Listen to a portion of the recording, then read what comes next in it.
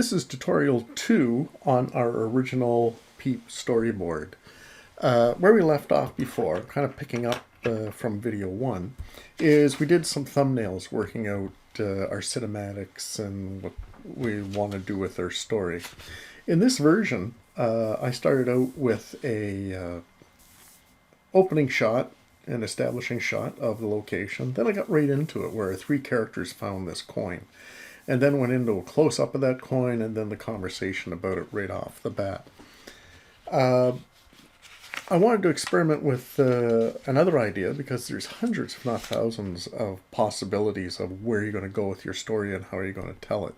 This one's really quickly gets into it, and I thought maybe I'll explore a longer opening to establish what's happening. So from our thumbnails, I highly recommend that we get into our rough template and start working out more refined details and explore what poses and our cinematography in more detail. So on this one, I already started to work out. Here's my alternative kind of opening where in our establishing shot, we see the 3 characters and they're walking along. And rather than the coin just appearing, I thought, well, while they're walking, maybe Peep will trip. And I'm working out some different poses and trying to find the one that, or 2 or however many, that I want to utilize in that opening. So working these up roughly before I start getting into our final storyboard page. So I'm going to get into that right away from this rough version and start taking a look here. So I want to get in this one so that we can start taking a look at the final storyboard and all the information here so you get reference to make sure you're filling it out properly to standard. So up in the corner, we'll start at the top and then work our way down, then go from left to right. What page number is this? Well, we know it's number 1. We don't know how many pages we're going to go through yet. Again, I'm hoping it'll be 6 or 7. So I'm going to estimate for now. I'd go back and fill this in later, but just so that you know now that it is page 1 of 7. Because it's very easy to get your pages out of order and then trying to figure out what order they go in or to put them back in order. It just makes it very easy that you number them out of how many pages. The other is having a production title. You know, what's your little story going to be called? And again, it's a very short bit. It's not an episode by any means. It's just kind of a very quick introduction and a little bit of a conflict and a resolution to it. So mine, after a lot of thought, and I've played with this idea before, so I'm going to call it Quackland. And always make sure you put your name on it. So make sure it's your name. I'm putting mine down.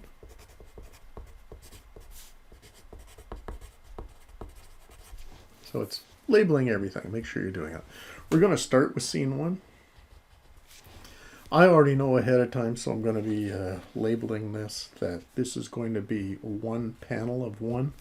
So the amount of poses, I'm just going to have 1. It's an establishing shot. And, what's the background? So in this one, it's going to be take place at Quack's pond.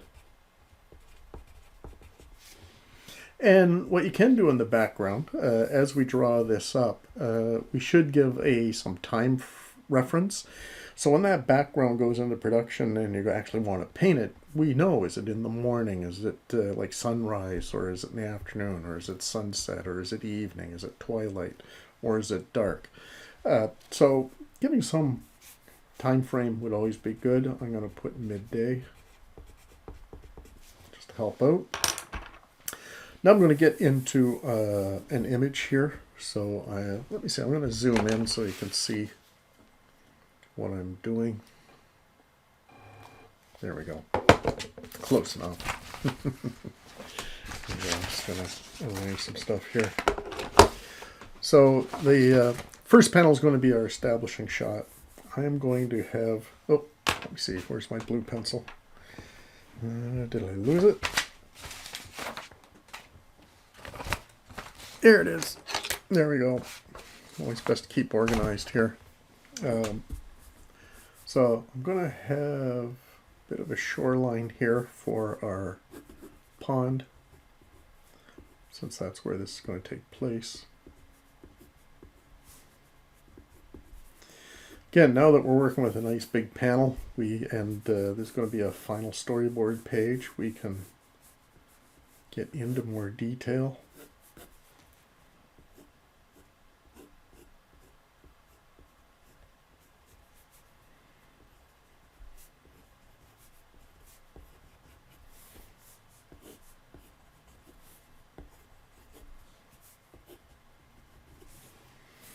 And yeah, so again, bushes. And again, the backgrounds are really quite simple in Peep. So what I want to do is I want to have my 3 characters are going to be in this establishing shot, so we can tell where they are and get an idea of what they're doing. So it's good to be using this bigger frame, because here I've got the characters very small, so it's still a very tiny drawing. But I still want to make them so they're recognizable, even though it is a very small image. So again, working things up in blue and working it out, and then going back and trying to take some care, particularly with the characters, keeping them on model. So here's our background. We have a tree going on.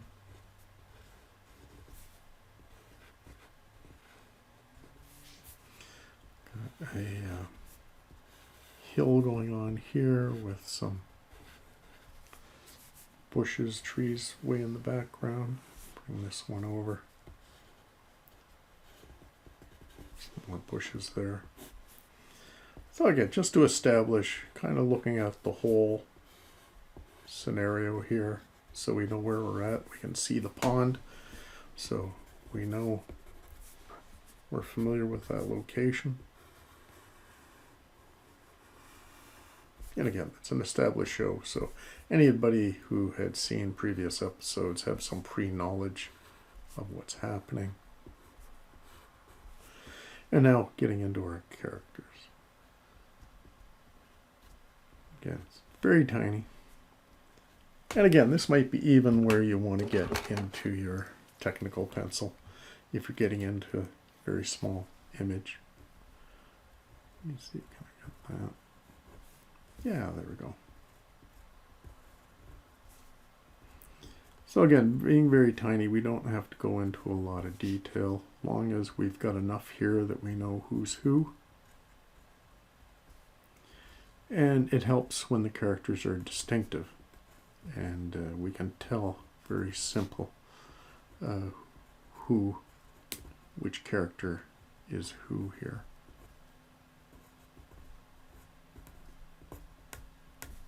Okay, so there we go. So we've got that happening.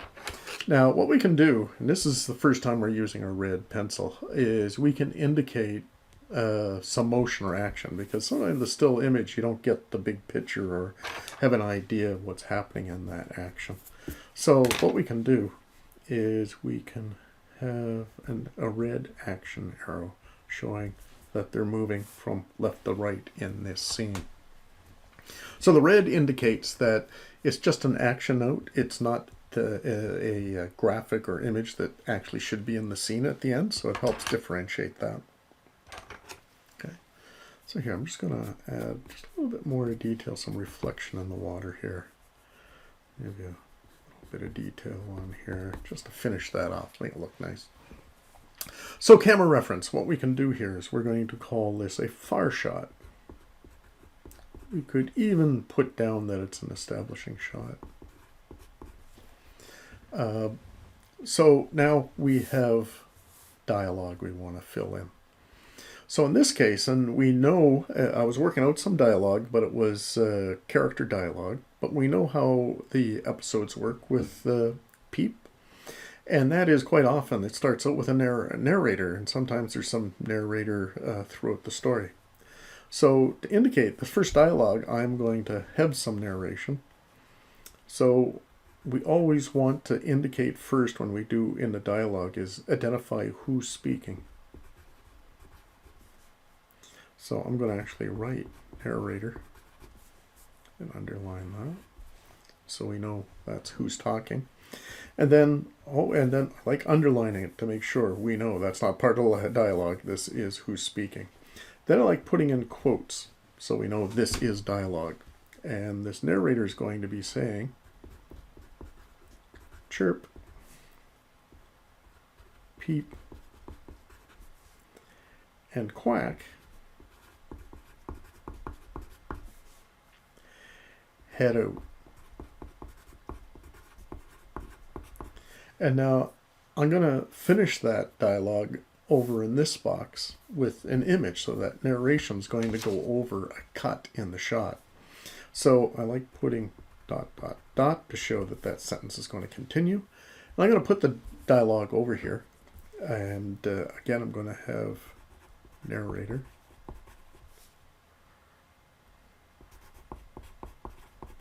And underline it.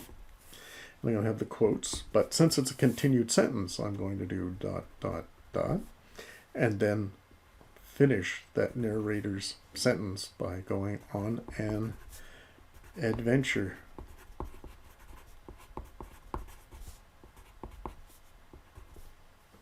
And quote and a period.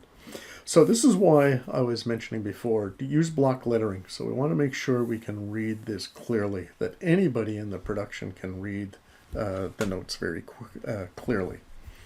Now what else we have? We've got action notes. So this quite often can be a repetitious thing. We can see the image and what's happening, but we want to clearly write out what is happening in there, just in case it's hard to interpret. So in the action notes, we've already got it in the dialogue here, but I'm going to put chirp, peep, and quack.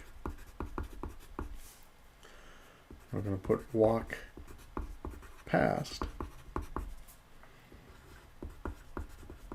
Quack's Pond. So this, hopefully with all this information, we have no doubt that saying where the background is, where we are, saying what time of day, what kind of shot it is, who's speaking and what's happening, what the dialogue is, and then copying out exactly what you can see in that image. So that way there's no way there's any mistake or misinterpretation of the intent of the storyboard. Okay? So in our next shot, I'm going to do a cut. So let me come in here. So it's going to be scene 2. And it's going to be a panel of 1 of 3. So in my rough notes, I've decided I'm going to take 3 of these images and create scene 2 with 3 poses. Okay. Now one thing I did forget, since I'm going from scene 1 to scene 2, transition, I am going to put that it is a cut.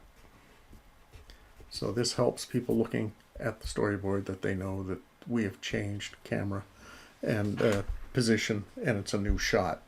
So it's a different view of the background and the characters. So what I'm going to do, rather than fill everything else out, I'm going to draw the image here. And basically what I'm doing, I'm taking this spot here, and that's going to be the framing for my second shot. So I want it to look similar to what's happening here, and I can make some adjustments so that it works in a shot on its own. But that's my idea, that I want to have this a close-up, that we cut in close to the 3 characters walking along. So I'm going to rough them in first. So have our egg-shaped quack, our circular peep, and our other circular chirp, and then start filling in details so we can really tell who they are. So this is where we've been practicing, and hopefully we've got a good handle on what these characters look like. And even in this one pose, I want to try and get across the character. And that is that each character has a distinctive walk. And to help the final production and animation on this, I want to kind of pose it so that their walk or their pose represents the character that they are. So Peep, if you know, as we analyzed and taken a look at episodes, that he's more of a walker. So I'm going to have him in a walking stride. Quack is a waddler, so I'm kind of doing a waddle sort of pose. And then Chirp, again, I'm going to make him a little smaller here. That's why we use the blue. I'm going to have him hopping.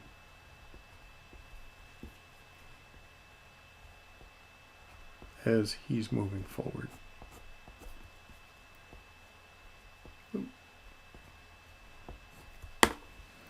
Here, we need erasers here, making this more complicated than necessary, but this is where it helps. If we really know the characters, we won't have to do a lot of messing around there. And he does little wings here.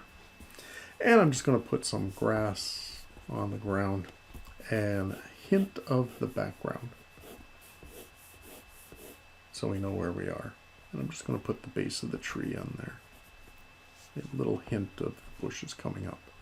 Okay. So we've got that shot, but then we always want to go in and let me sharpen my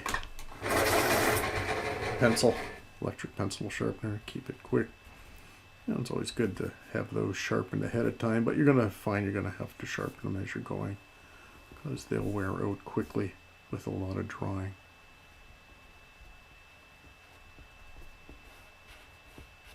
Again, I recommend you take your time and have a good situation to do these. Not the best idea to do a lot of drawing under pressure of a camera and a time frame, so I don't recommend doing this, but hopefully it gets the point across. There are characters. Again, trying to keep them as on model as possible. That's why I like working out my actual shots and composition on other pieces of paper, so that I'm taking one discipline at a time, and one is the creative storytelling and working out my shots. And then when I come to do the final storyboard, what I'm concentrating on is my characters, the pose, the expression, and keeping them on model. So yeah, I find it makes life much easier to separate out those disciplines. So I'm not trying to do everything at once and potentially forgetting one or not doing a very good a job at one. And I do like rotating my paper, but I know with these videos I like trying to keep them square so you can see what I'm doing. So there we go, our characters are walking along. So one of the things we can do, action, is we can continue that there's an arrow of them walking, so we know the direction of the action. And if we start this scene with the characters aren't in it and then they walk in the screen, in our red we can put little notes saying, in this case, in, that they're coming into the shot and walking along into the camera view. So what we can do here in our action notes, we can put, well, one, we can, up here, we had far shot. We're going to label this camera reference as a mid shot. That's good. Background information has a change from here to here, so I think we're good. And in action notes, I'm just going to put Peep and Friends, walk into shot. Okay. So then we have our first two panels and everything's labeled properly. So this is what's important for this project. Labeling and putting all your notes in, the numbers are correct, so it's very clear what's happening. So I'm going to have a rubrics that is going to address all of these things I'm looking for, and those are separate things I'm marking, and how successful you are at pulling them off. So down here, we have another scene. So this is still scene 2. It is pose 2 of 3 in this sequence. So we know the background, it hasn't changed. And I'll do the image and then we'll get into the dialogue and such.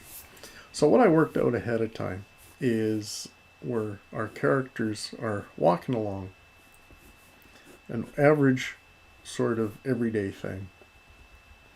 But what I want to have happen is something unusual happens and starts the story and makes it interesting as opposed to just walking along. And, you know, that's kind of the secret of storytelling and having an interesting tale. And this is what I'm hoping that you work up and have, you know, your first attempt. So no pressure. I know it's your first attempt. But what I'm going to have here, they're walking along, but what's going to happen in my action here is I'm going to have Chirp's going to fall down. He's going to trip. And I want to work out a pose that helps reinforce that idea that he's fallen down. So I know he's round, but because he tripped, I'm going to make him an ellipse, that he's impacted the ground. And if he's fallen, I'm going to have the legs taken out from underneath him. So I'm going to have them up in the air. I think he's tripped over. And then with our Chirp character, I'm going to get his reaction. How would he react to his friend falling over? So I'm going to have, trying to keep him on model, but I'm going to give him some expression or some pose.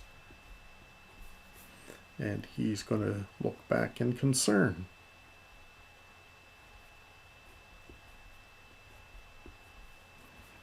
That Peep has fallen over. He's going to kind of land from his hop here. Okay. And then we're going to try and do this same background up here. So I'm just, and again, it's nice that it's simple.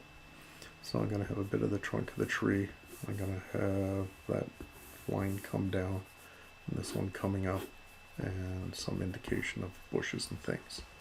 Okay. So back into pencil and cleaning that up. So it's really working that out with blue. And it helps that I have an idea, that I've done some variations trying to figure out what that shot's going to be. And one of the things I could do is, if I've got a rough that's working quite nice, I can put it underneath this panel.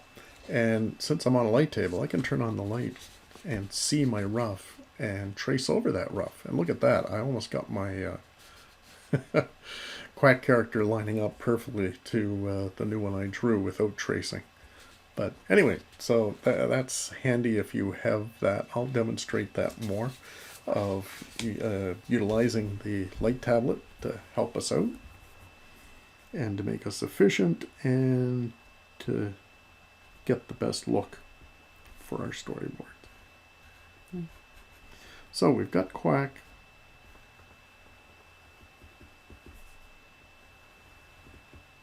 Here. I've got him coming to a standstill, kind of in surprise, or at least that's the expression I'm trying to get, because he's caught by surprise that Chirp has fallen over.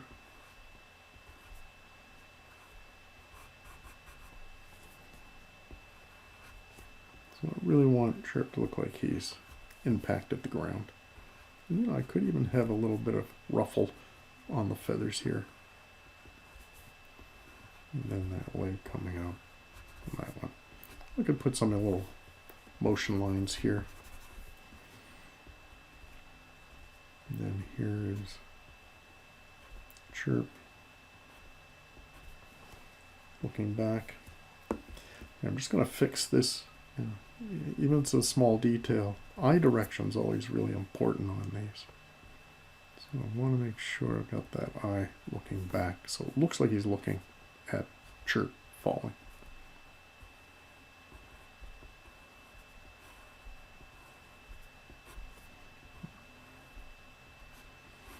And again, when you're doing this, hopefully you've done a number of roughs and played around, and then when it comes time to the storyboard, you can take your time and do as best a drawing as you can to represent everything in that frame.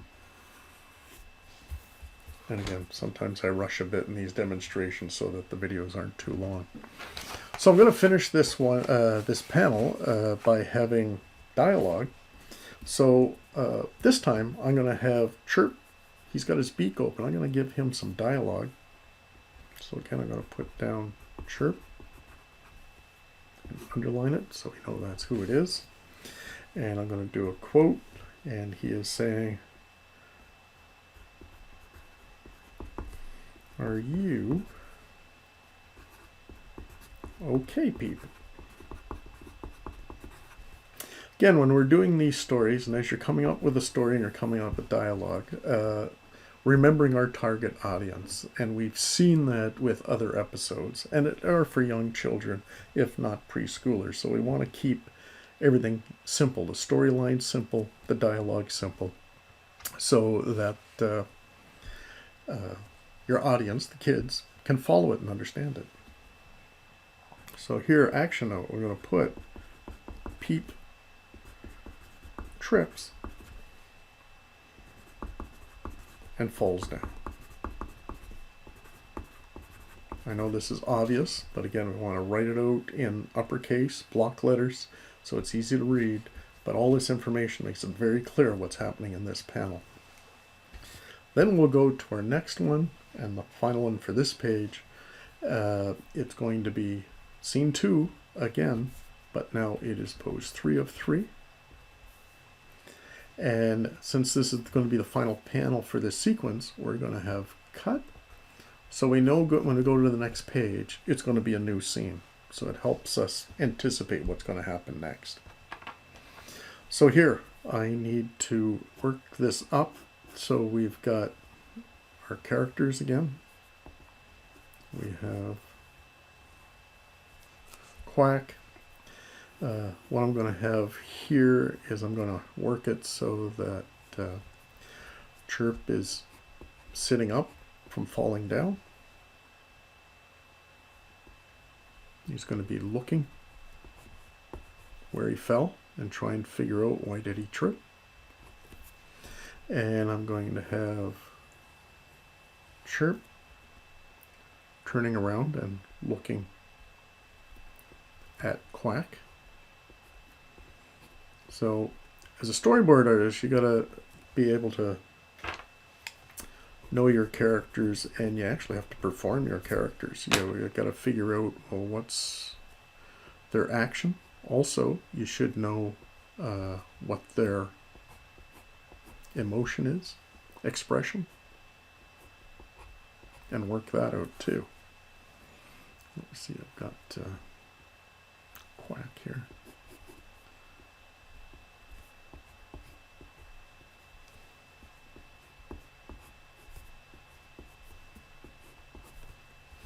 And what I'm going to do is I'm going to kind of show a bit of what he tripped over. I'm going to expose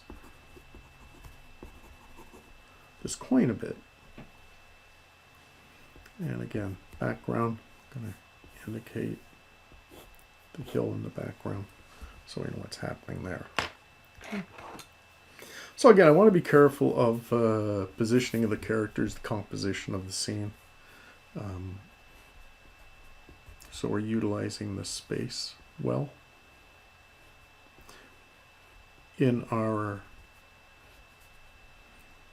principles of design, we talk about balance and how that translates into storyboard and animation is, how are we balancing the scene? What's the composition of our characters and the environment and everything in the scene to keep it interesting and also clear so the audience can see and follow the action and what's going on. So again, I'm going to have and here's how we're so in this version I thought this kind of gives us a little bit of backstory of how they see the coin, as opposed to my other idea was they already found it. And sometimes, you know, which are you going to decide on? And that is, well, how much time have I got? Can I use up a number of pages or frames to introduce the coin, or do I have to get right in it? Or is it going to be way too long, or am I going to have way too many pages and panels? So those are kind of, you know, hopefully we can figure that out at the thumbnail stage and work things up and work things out like that. So here I'm going to make use of our red pencil again. I'm going to indicate that Peep has sat up from his falling position and that Chirp has turned around. Again, doing it in red so it's just an action note and it's not to actually be in the animation. So I'll finish this off and again, so now it's going to be Peep that's talking. I've got some dialogue for him, or her actually. Peep's a female, I think, and have the beak open so that, you know, the beak's closed now because Chirp's not talking. The beak's closed because Quack's not talking, but we want to have an indication visually as well as labeling here that whose dialogue this is. And then I'm going to have I'm okay.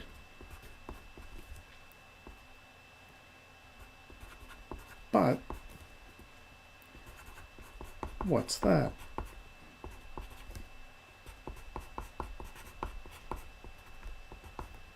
Okay. And then action note, I want to have a description of what's happening there. And I'm going to put they all turn to see what Peep tripped over.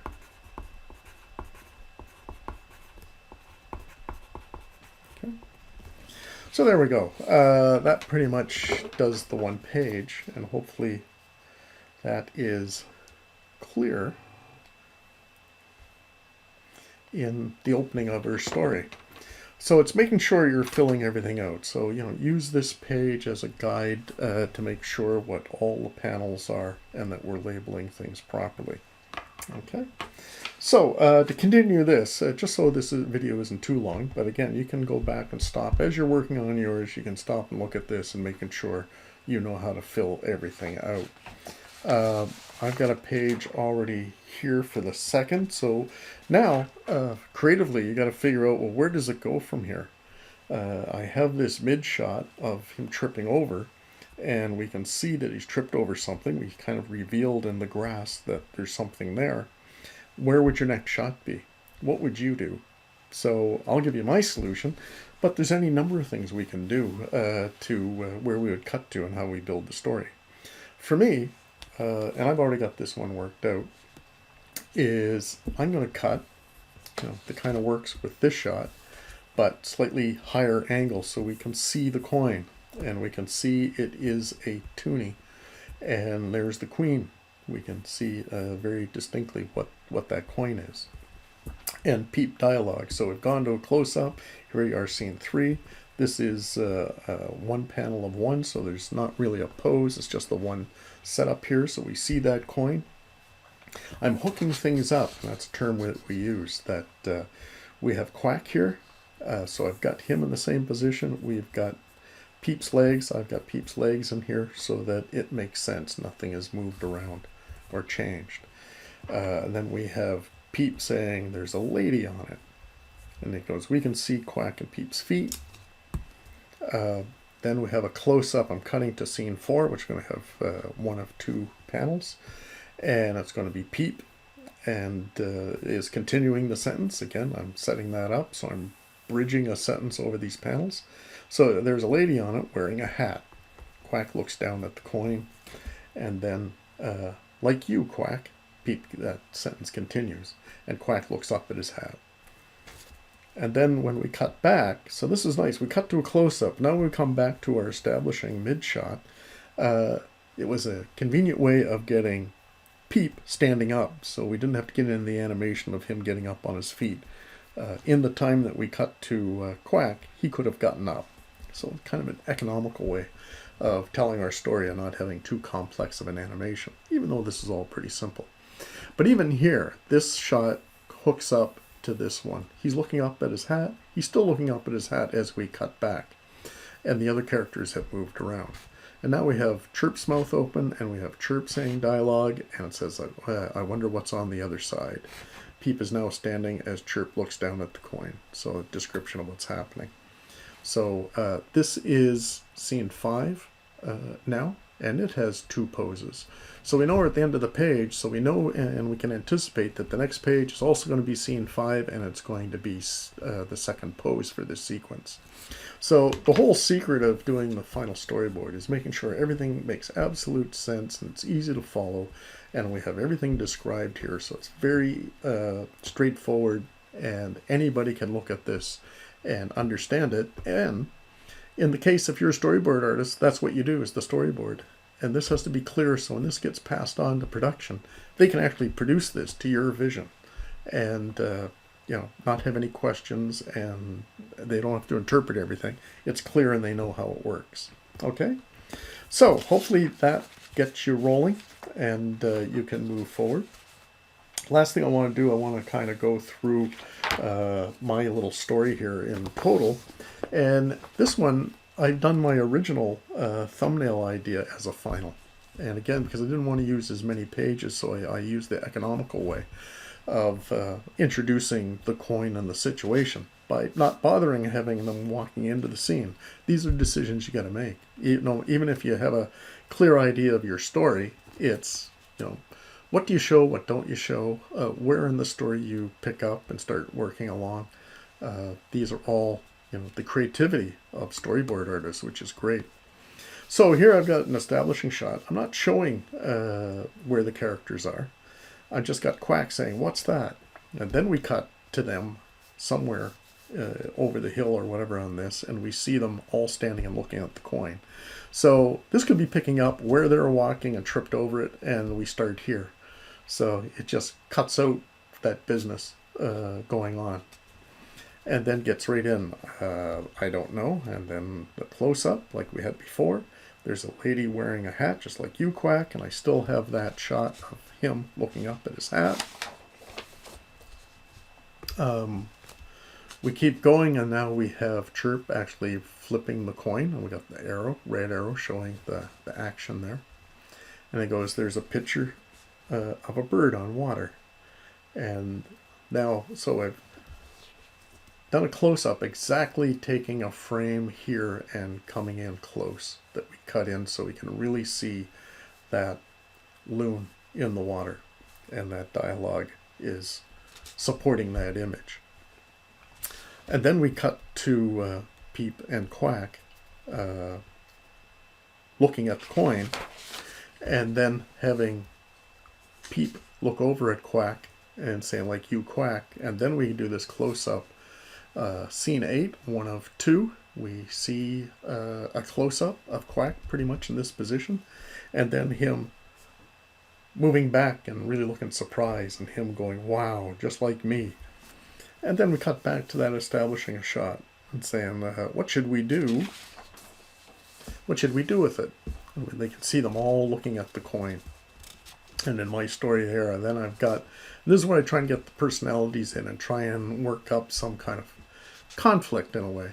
So I've got Quack getting, kind of squinty-eyed here, and he's going, I've got an idea. And here Quack squints his eyes, thinking of an idea. Then we cut, and what we could also do, it could be a cross dissolve, showing that later. So it could be a cut, or we can do an X and a DIS, short form for dissolve, X dissolve, or cross dissolve, to show a passage of time. Or a cut could work as well. So here we're up to scene 11 already, and here I got a couple poses. And where this is Peep's can, his home, and Quack's up here banging, stomping on the can, and I've got sound effects, bang, bang. And saying, to make sure it's clear that Quack stomps down on Peep's can house. We cut inside, and we can write that our background is inside Peep's can. So again, it's making sure we fill things. I didn't fill that, so I want to make sure it's clear that we know where we are. And I got the sound effects, bang, and then there is 4 poses. Here they are sleeping in the can. They jump up awake.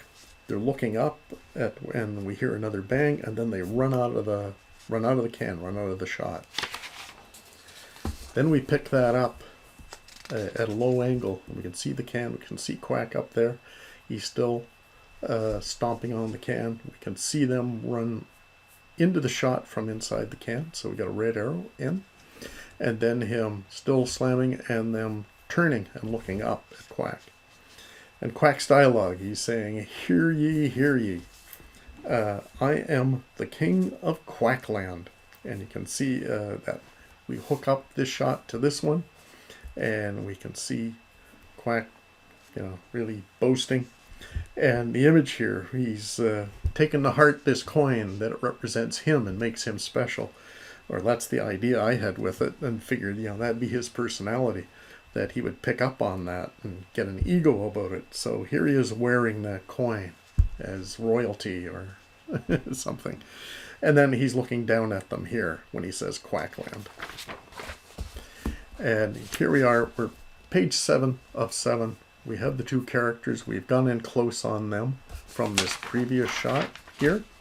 So I've taken this and gone in close into a mid shot, and then them turning to each other, and Peep saying, "What's Quackland?" And then Chirp responding, saying, "Well, what's a king?" And then, I kind of made end of Act 1 that here we take it to a point. We kind of introduce characters, we introduce the situation, we kind of set up a bit of conflict or interesting storyline, and we kind of got their reaction, and leaving it at that. So that's as complex as I want to get. This is about as many pages as we want to go. And, first storyboard, first one of really trying to sort this out. So there is a real creative element to it, and hopefully these videos help give you an idea how to tell a story and to make it visual, but also think of some simple dialogue to reinforce that story and help it clearly come forward and wrapping up. Okay, so that's the end of this tutorial, and making sure you have this template printed out and that you can get to this final storyboard stage. All right, great. See you soon.